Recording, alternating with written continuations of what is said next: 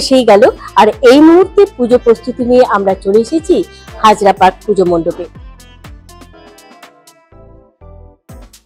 পেয়ে গেছি এখানকার সদস্যকে, চলো শুনে নিই এবারে থিম, কত বছরের পুজো, সব মিলিয়ে আমরা জেনে নিই। আমাদের এই পুজোটা 82তম বর্ষ এবছর।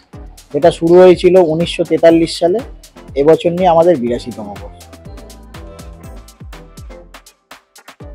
আর্টিস্ট বিমান সাহার হাত ধরে আমাদের এবছর যে আমরা থিমটা করেছি তার নাম হচ্ছে শুদ্ধি। তার কারণ আমাদের একটা সোশ্যাল মেসেজ দেওয়ার আছে, সেটা হচ্ছে শুদ্ধিকরণের মেসেজ।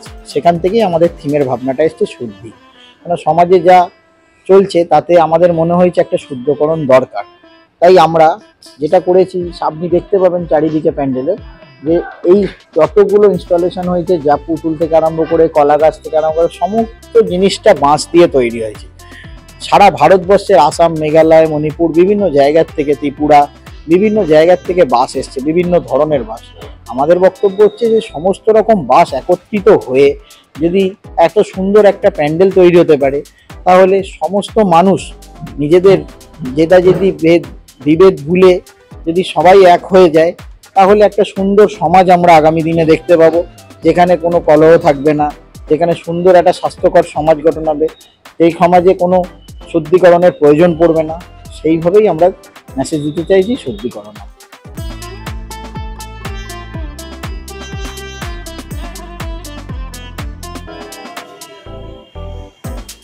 এই পুজো তো এবছর 82 বছরে পা দিল এবং বহু ইতিহাস এই পুজোর সাথে জড়িয়ে। এবং এবছরের যে ভাবনা শুদ্ধি, শিল্পী বিমান সাহা এবং প্রতিমা শিল্পী শ্রী পরিমল পাল, আমরা এই পুজোর ইতিহাসকে সামনে রেখেই এবছর কাজটা করেছি।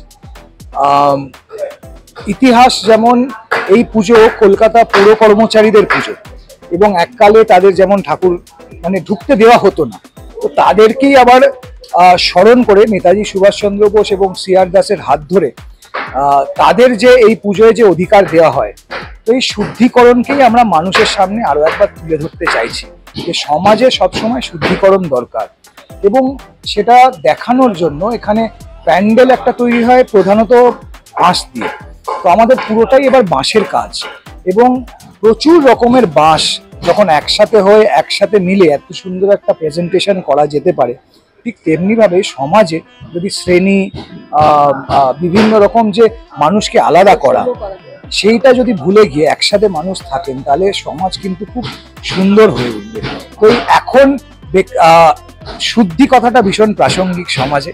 আমরা চাই সব রকম শুদ্ধি হোক, ভালোভাবে মানুষ থাকে, মানুষ একে অপরকে শ্রদ্ধা করে, মানুষ একে অপরের সাথে দাঁড়ায় প্রয়োজনে অপ্রয়োজনে। এবং সেইভাবেই আমরা চাই যে মানুষ প্রতি বছরই আমরা একটা সোশ্যাল মেসেজ দিই। এবছরও আমরা এই যে শ্রেণী বৈষম্য, শ্রেণী বিভাজন, এর বিরুদ্ধেই আমরা একটা আওয়াজ তুলতে চাই। কারণ এখনো কিন্তু ভারতবর্ষের বিভিন্ন কোণায় এই শ্রেণী বিভাজন এখনো আছে। এখনো মানুষের হাতে, কিছু মানুষ তাদের নিচু শ্রেণী বলে তাদের হাতে খাবেন না, তাদেরকে পুজো আচ্চারে ঢুকতে দেওয়া হয় না। তো সেই জায়গাটা আমরা আরো একবার মানুষকে মনে করিয়ে দিতে চাই যে আপনারা, মানুষ যদি এগিয়ে আসে, কোনো খারাপ কিন্তু সমাজ থেকে গেছে মানুষের নবজাগরণ নিয়ে।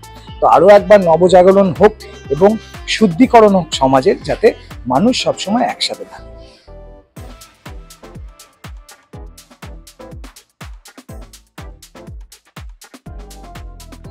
বছরে একবারই দুর্গাপুজো আসে, সবাই দুর্গাপুজো 5 দিনের পুজো, সবাই মিলে আসুন, পুজো উপভোগ করুন। আমরা সকলকে করজোড়ে সাদর আমন্ত্রণ জানাচ্ছি হাজরা পার্ক দুর্গোৎসবের পক্ষ থেকে। আসুন, ভালো লাগবে, আমাদের প্যান্ডেলটা দেখুন, অত্যন্ত আনন্দিত হবেন আপনারা।